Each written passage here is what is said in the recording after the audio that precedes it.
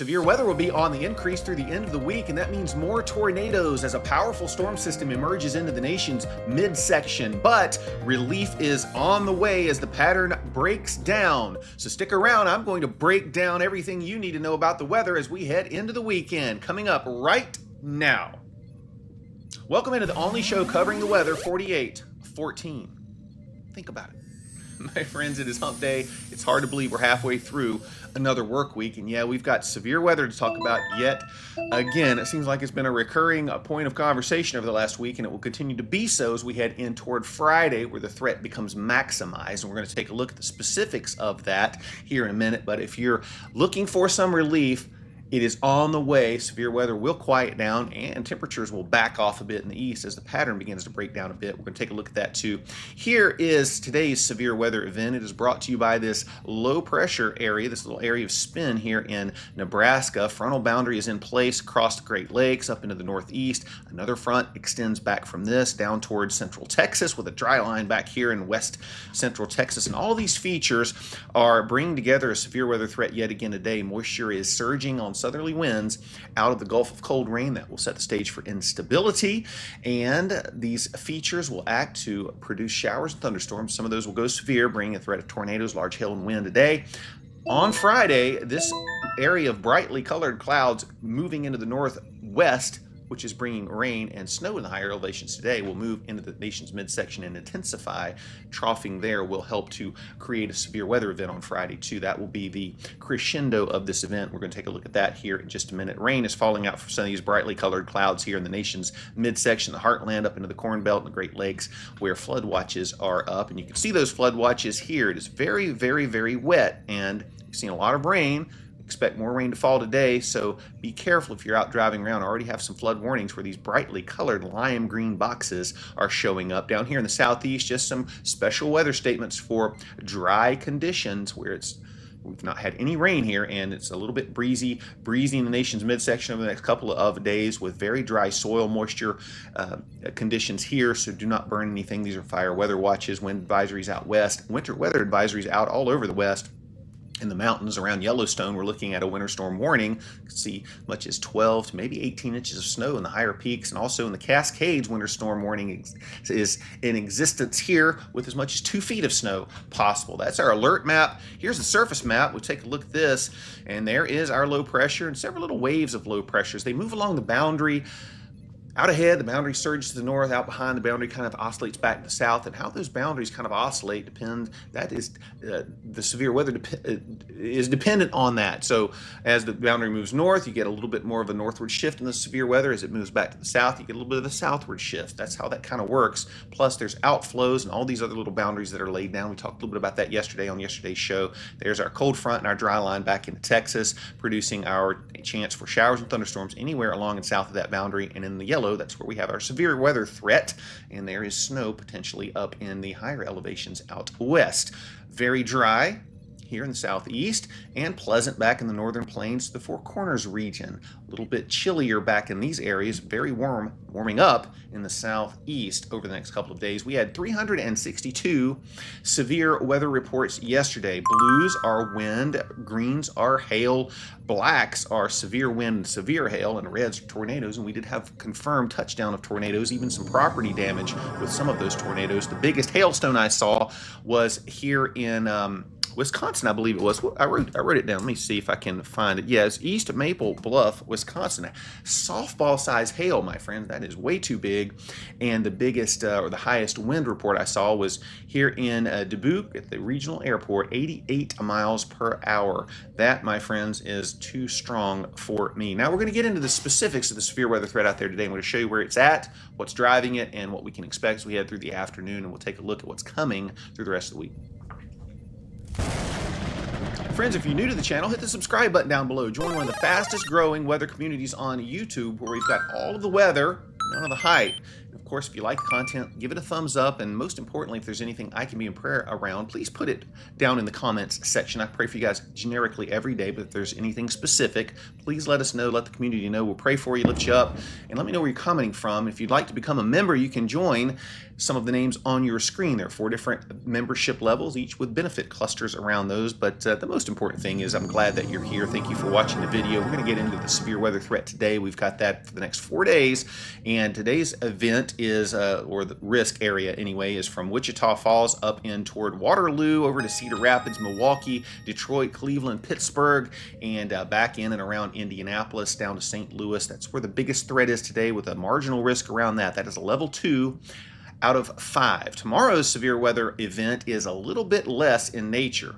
We've got a marginal risk for parts of the Tennessee Valley, lower Mississippi Valley, back into the Ozark region, and then up here into Albany, over to Syracuse, Watertown. That's where we're looking at the biggest threat tomorrow, mainly for wind. But today, we're looking at a bit of a tornado threat back here, potentially in and around just south of Kansas City, down toward Wichita Falls, Texas, and through central Oklahoma, Fayetteville, Arkansas. That's where our threat is the biggest. If we can get supercells to form, we're going to eventually see individual storm systems split and then potentially move into clusters and line segments, ending the biggest part of the tornado threat. But as long as they stay isolated from each other, they can maximize inflow, and certainly that's where we're seeing the biggest risk of tornadoes. And again, along the boundary in Iowa, where we've got storms moving. That boundary's just been sitting there for days, providing the focus for potential tornadoes, and we could see a strong tornado or two.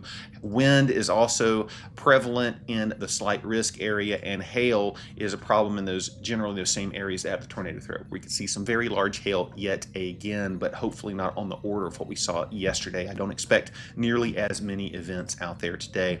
Instability is going to be on the increase today and through the afternoon. We're looking at instability values really getting up into the 25 to 3,000 joules per kilogram, 2,500 to 3,000 joules per kilogram. That is pretty strong instability before the thunderstorms eat that away and we get into some nocturnal cooling. And then as we head through the day tomorrow, more instability cranking up from central Texas all the way up into the northeast. I kind of ran that ahead too far, but you can see up into New York, way up here. Let me move this over if we can see New York. See, we've got our instability building up here. And then as we get into the day on Friday, look at the central plains here. Just a big axis of instability by Friday morning already in place. And as we head through the afternoon, that is just going to continue to increase, with some pockets of nearly 4,000 up here in the north central plains, my friends. That is very, very strong instability, and we're going to see a couple of line segments move through as we head through the afternoon on Friday. All right, so that's what's going on there. Taking a look at something that I don't show all that often. This is storm relative helicity. That's not what I want to show. Let's look at updraft. Where is updraft? Updraft helicity. There it is. So these are, we're going to go through this afternoon. This is Wednesday. Look what happens by the time we get into 1, 2 p.m. We're starting to see some storms with rotation. This is showing where the storms are that are going to be rotating.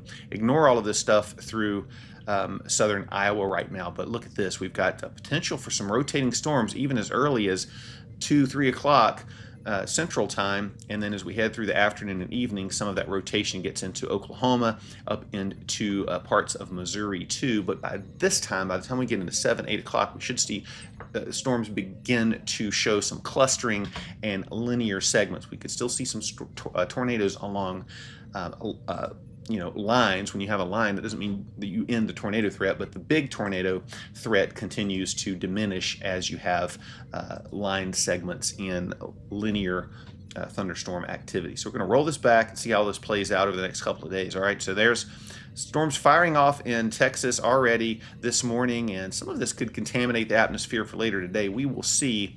But as we get into early afternoon, this particular model shows storms firing into Oklahoma and staying somewhat independent of each other, and also up here in Iowa. So we could kick the show off around mid-afternoon in these locations, and things go linear pretty quickly here. We might get 1 or 2 isolated supercells in and around Oklahoma, but it looks like things go linear by the time we get into later in the afternoon.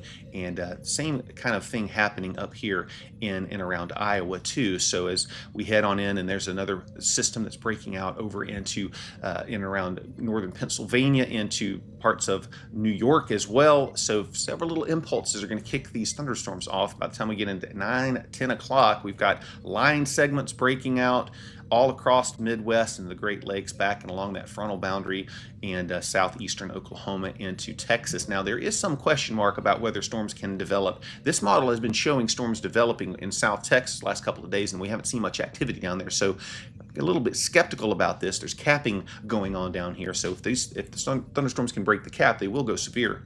We've got plenty of instability there. So we'll see how that goes. Just watch the radar this afternoon. Things will begin to calm down a bit as we get into the overnight hours, and then head on into Thursday morning. Should start the day with a little cluster of showers moving into the Tennessee Valley, into the lower Ohio Valley. And then as we head through the afternoon tomorrow, things are not quite as robust as they are today, with thunderstorms moving into the Tennessee Valley, up into Columbus around 4, in toward Cincinnati. No, Cincinnati's back here. That's not Cincinnati. This is close to Pittsburgh. I don't know what I'm thinking about. Columbus, Cleveland's up here, and Charleston, West Virginia getting in on some of that action too. You can see a little bit of a clustering of thunderstorms back in toward the Mississippi Valley as well. So very active day tomorrow as we head through the afternoon into the evening hours. All right, so that's what's happening, kind of hour by hour, breaking it down. Again, this is, anytime you see a radar on this channel, a future radar on this channel or other channel, there are a lot of different models that put this output out, and all of them have the convection in slightly different places. The main takeaway, the way you interpret all of this, is to take a look at where the main severe weather threat is and look and see if the radar is putting down thunderstorms in that area. And generally this is doing that. It doesn't know exactly where the convection is going to form or where it's going to move, but you can get a general sense of it, and that's all you need to know. By the time you get into the afternoon, you need to be watching your radar, paying attention to alerts if you're in one of the threat areas, because the model is showing convection in these areas, and so that's the takeaway. Be sure and pay attention as you get into the afternoon and stay weather aware. All right, so as we get on into Friday, I'm going to flip this up and show you what happens here. So this is Friday, this is Wednesday afternoon. There's our thunderstorm activity, snow and rain out west, high and dry in the southeast, Four Corners looking pretty good. As we get in toward Thursday evening, there's your thunderstorms through essentially back down here, the lower Mississippi Valley up into the northeast, and again, low pressure emerging out of the plains, and Thursday evening into the overnight hours, that will strengthen Friday morning. Snow moving in toward the Denver area as we get into Friday afternoon, and Cheyenne picking up some snow, and there comes our thunderstorms. And you can see there's a lot of linear nature to what's going to happen on Friday. So my thinking is that we will see predominantly a wind threat as these lines become organized. There may be an initial period where we get some isolated thunderstorms, supercells, that could enhance a tornado threat for a time, but as we get on into the day Friday, 1, 2, multiple lines of severe thunderstorms will develop, and we could see a very organized squall line move through, and you kind of see that depicted here back from Wichita, Texas up into, or Wichita Falls, Texas. I keep switching Wichita, Kansas, Wichita Falls, Texas. Wichita Falls, Texas, all the way up in toward Green Bay is where we're seeing thunderstorms develop, and particularly in the Midwest area in the Central Plains. That will continue to approach the Mississippi Valley by the time we get into Saturday morning, and in a weakening state. And by Saturday afternoon, that whole cold front lights up and brings a severe weather threat potentially up here into parts of the Ohio Valley, but we're not going to see the type of severe weather that we're going to see the previous day on Friday. Okay, so good to see a little bit of severe activity up here, but it doesn't look as organized as what we will see on Friday. Frontal boundary is slow to exit the south and will dissipate. All of the showers and thunderstorms will dissipate as we get into Saturday and towards Sunday. All right, so Saturday will be very nice up and down the East Coast. Sunday, that cold front will continue to push east, diminishing in the south, rain up in the north, and could be a little bit of a wet go of it up and down the eastern seaboard on Sunday. I wish that all of that rain would hold together longer in the south, but we're just losing the dynamics, with all the dynamics pushing to Quebec. All right, and another system works on the west coast by the time we get into Sunday evening into Monday. Looking at temperatures, pattern change is on the way. It's going to be very warm in the east and, relatively speaking, chillier out west as we get in through the end of the week. This is Thursday evening into Friday. Friday evening, still very, very warm with 90s once again in the southeast. But look what's happening. Cold weather is coming out of Canada as that cold front swings to the east behind that low pressure moving up into Canada. We're going to see northerly winds bring some chillier air, making it all the way down in toward the Gulf Coast, with the core of the cold air being over New England, of course, like it always is. But we will get some relief from all of this heat that we've been experiencing. Fortunately, it hasn't come with humidity. That comes later in the summer probably, and then we get a little bit more warm up as we get into mid next week across the north, and potentially a little cooler weather across much of the southern tier. All right, we've got a big El Nino that's coming into play as we head through the end of the spring, emerging into the summer. We're going to be watching that strength, and then that could play a role in returning a little bit of subtropical moisture into the pattern and hopefully ending the drought across the south. We'll watch and see how that plays out. As far as space weather and geological weather, look what's going on. A coronal hole is turning toward us, and that may put us in minor geomagnetic storm conditions, but not for a couple of days. Nothing else going on in terms of solar activity and in terms of solar flaring or anything like that. Look at the KP at 1. This is about as quiet as you'll ever see it. And of course, in the earthquake side of things, nothing going on, just a little aftershock from that 5.7 we had in Nevada. This is 2.2, I believe. If we can click on it, we can see it. Yeah, 2.2 in Nevada with a depth of 3 kilometers. You can still feel that. We get a couple of those here in North Carolina occasionally.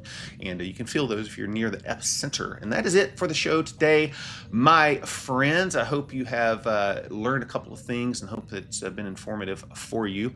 As always, I pray that God will bless you and keep you and take care of you as you go through the rest of your work week. And always remember that other channels run 24/7. We got you covered right here, right now. Cold Rain's Weather World 4814. So with that, take care, everybody, and have a great day. See you back soon.